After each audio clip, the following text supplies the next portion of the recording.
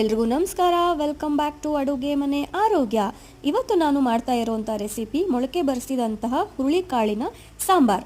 ಮೊಳಕೆ ಬರಿಸಿದ ಕಾಳನ್ನ ಚೆನ್ನಾಗಿ ಒಂದೆರಡು ಸತಿ ತೊಳ್ಕೊಂಡಿರೋಂಥ ಹುರುಳಿಕಾಳನ್ನ ನಾನಿಲ್ಲಿ ಕುಕ್ಕರ್ಗೆ ಹಾಕಿಟ್ಬಿಟ್ಟು ಸ್ವಲ್ಪ ಜಾಸ್ತಿನೇ ನೀರು ಹಾಕೊಂಡಿದ್ದೀನಿ. 4ರಿಂದ 5 ವಿಷಲ್ ಕೂಗಕ್ಕೆ ಬಿಡ್ತಾ ಇದ್ದೀನಿ. ಕಡಲೆಬೇಳೆ, ಉದ್ದಿನಬೇಳೆ ಹಾಗೂ ಧನಿಯಾ ಹಾಗೂ ಗಸಗಸೆನ ಚೆನ್ನಾಗಿ ಹುರಿದಾದ್ಮೇಲೆ ಅದಕ್ಕೆ ಒಂದು ಸ್ವಲ್ಪ ಬ್ಯಾಡಗಿ ಮೆಣಸಿನಕಾಯಿ ಹಾಕಿ, ಕಾಯಿ ತುರಿ ಹಾಕಿ, ಹಾಗೆ ಮನೆಯಲ್ಲಿ ಯಾವ ಸಾಂಬಾರು ಪುಡಿ ಇರುತ್ತೆ ಅದನ್ನು 1-2 ಸ್ಪೂನ್ ಹಾಕಿಬಿಟ್ಟು ರುಬ್ಬಿಟ್ಕೋಬೇಕು. ಹಾಗೆ ನನ್ನ ಚಾನಲ್ನ ಸಬ್ಸ್ಕ್ರೈಬ್ ಮಾಡದೆ ನೋಡ್ತಾ ಇದ್ದರೆ ಪ್ಲೀಸ್ ಸಬ್ಸ್ಕ್ರೈಬ್ ಮಾಡಿ. ಈಗ ರುಬ್ಬಿಟ್ಕೊಂಡಿರೋವಂಥ ಮಸಾಲೆನ ಬೆಂದಿರೋವಂಥ ಮೊಳಕೆ ಕಾಳು ಏನು ಬೆಂದಿರುತ್ತಲ್ವ ಅದಕ್ಕೆ ಮಿಕ್ಸ್ ಮಾಡಿಕೊಂಡು 1-2 ಕುದಿಯೋಕ್ಕೆ ಬಿಡಬೇಕು.